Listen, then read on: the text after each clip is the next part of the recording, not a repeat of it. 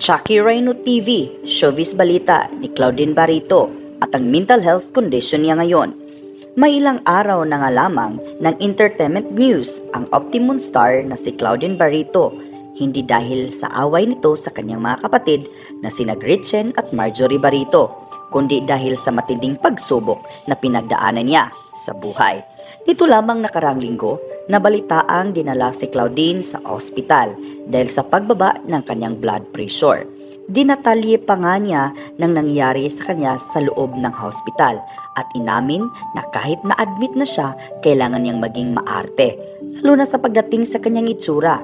Aniya sa post, "The needing to go to the hospital for weeks na. My BP has been too low, and to be admitted was necessary. It's been scary this past couple of months, but nothing prepared me for what was about to happen. While giving Noah a bath even with a high fever, two nurses gave me a bath after Noah. It just jerked, and my speech was slurred. I was disoriented while they carried me back to my bed. I was trying my best to tell them, I need my hair to be blow-dried. Yes, kartihan po. So many doctors and nurses kept telling everyone. But not knowing the meaning, they brought me to the MRI and checked up me with something so painful. I don't even know how I get back to my room. What revealed the secret, the truth, behind the Digosure milk bags, favorite by many people with bone and joints disease. There have been 170,000 sales today. So, take a look at the Digosure Minecraft trailer Take 2. Matatandaan na bago ang post na ito ay nabasa ng papasalamat niya sa kanyang newfound friend na sa katuhanan ng aktres na si Katrina Paula. Naging malapit ang dalawa matapos na mabalita ang tungkol sa di umano'y pagkakaroon ng relasyon ng kaibigang Katrina na sina Sabina sa ex-boyfriend ni Claudine na si Rico yan. Pinasinungalingan ni Katrina ang lahat na tungkol dito at doon sila nagsimulang maging close sa isa't isa. Nabasa noong November 5 ang post ni Claudine sa IG na lubos ang papasalamat sa aktres. Dahil sa oras na ibinigay nito, dito na rin inamin ni Claudine na dumadaan siya ngayon at nakakaranas ng depresyon. Ayon sa kanyang post, "When we are going through depression, that is when you know who is there for you. You are truly a great friend and sister. Gulat ako sa visited just when I really needed someone there for me. Last night, I love you sis." Nung nakaraang buwan naman ay nakita ang pagbisita ng Home Alone the Riles, coaster niya na si Boy Tukison at inuturing na rin niyang baby brother niya. Nakatulong din umano si Boy sa kanyang pinagdadaanan at kahit anong sabi ng mga kasama niya sa bahay na bawal siyang istorbohin ng kahit na sino. Na-appreciate niya ang pagpupumilit ng aktor na pumasok sa kanyang kwarto para mag-goodnight. May ilang buwan na ring hindi maganda ang pakiramdam ni Claudine na hindi rin makakain at maayos at madalas na umiyak. Dala na rin ito ng pagkamis niya sa amang namayapa noong October 15, 2019. Pinaalala rin niya ang dapat sanay 87th birthday ng kaniyang ama this past few weeks. Especially yesterday was my dad's death anniversary. I sat for hours crying and not knowing who to call. Blood isn't thicker than water in 4 days.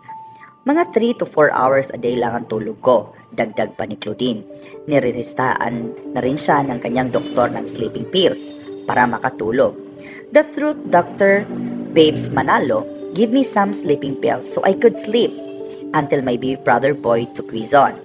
I don't know what the reason felt need to visit me. Magkikiss lang daw siya if tulog ako. Kahit sinasabi na ni Ate Marisol niya na wag mo na visitors para makapag-rest ako. Pero syempre, pag pamilya, walang magawa si Ate Sol niya. He felt this at his pain. God, I thank you for my baby bro, Boy too. Kahit kasi may 5 taon nang wala si Daddy Miguel Barreto, masakit pa rin kay Claudine na isiping wala na physically ang kanyang ama dahil sa pagiging daddy's girl niya. Nasabi rin niya sa post niya para sa ama na kung maibalik lang niya ang nakaraan, gugustuhin pa rin niyang matulog sa tabi sa kanyang mga magulang. Nagawain niyang hanggang siya ay 15 years old pa lang. Isang bagay na hinding-hindi niya ikakahiyang malaman ng maraming tao bukod sa pagharap niya sa mga kanyang mental health condition ngayon. Haharap sa manupuring mata ng mga netizen si Claudine dahil sa paghanap niya ng personal staff. Ayon kasi sa post niya noong nakarang araw, nangailangan siya ng personal assistant, natatayo ring accountant niya. Please help me to find na pwedeng stay in as a secretary. Personal assistant na sana sanay sa puyatan. At very masipag, marespeto, better if yung personal assistant na may experience din sa accounting. Yung every Friday i-report how much kinita at how much magbabawas at kung saan ginagamit yung money, take care of the schedule po ng mga bata. Also siya pong magpapatakbo ng lahat sa bahay namin at sanay sa puyat. Kasi ganun po talaga sa mga shooting sa tapings. Yung masipag, alerto, multitasker, kagaya ko po. At importante, very neat and organized. Marami sa mga nakabasa na tumataas ang kilay dahil sa isip nila ay gawain ng pangatlong tao ang hinahanap ni Claudine. Hindi kasi kakayanin ng isang tao ang magiging personal secretary niya. Mag-audit ng makita niya at ayusin din ang schedule ng mga bata. Sabay ang pagpapatakbo sa bahay ng walang makasama. Pero kung sa iyong matandaan, nung isang taon din ay nagsisimulang maghanap si Claudine ng personal staff niya. Nakita sa social media post niya noong November 12, 2023 ang announcement niya para sa paghahanap ng isang live-in secretary or house at schedule manager. Noong ding October 2024 ay nagsimula na siyang mag-account ng bagong staff at nangangailangan ng accountant for once a week and personal assistant for 3 times a week. At agarang paghanap ni Claudine ng isang maasahang tao ay tila senyalis na magbabalik na itong muli sa pag-aarte at magkaroon ng hectic schedule pagdating sa 2025. Hindi kasi consistent ang mga trabaho ni Claudine sa TV at movies noong mga nagdaang taon.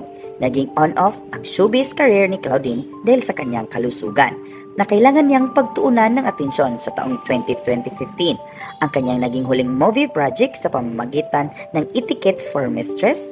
Nakabalik naman siya sa telebisyon nang gawin niya ang isang episode ng MMK noong 2019. Noong 2022 ay bumalik ulit siya sa pag-aarte sa 2 episode ng anniversary special ng Wish Ko Lang at sa reunion movie nila ni Mark Anthony Fernandez na Deception. Nasama rin siya sa cast ng Mama sa Pano. 2023 naman ang gawin niya ang pelikulang Imelda Papin, The Untold Story.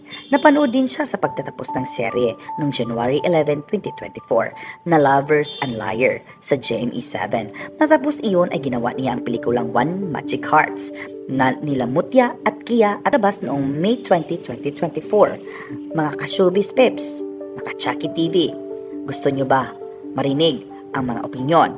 So, ngayon, don't forget to subscribe my YouTube channel. Pwede ka na rin mag-comment below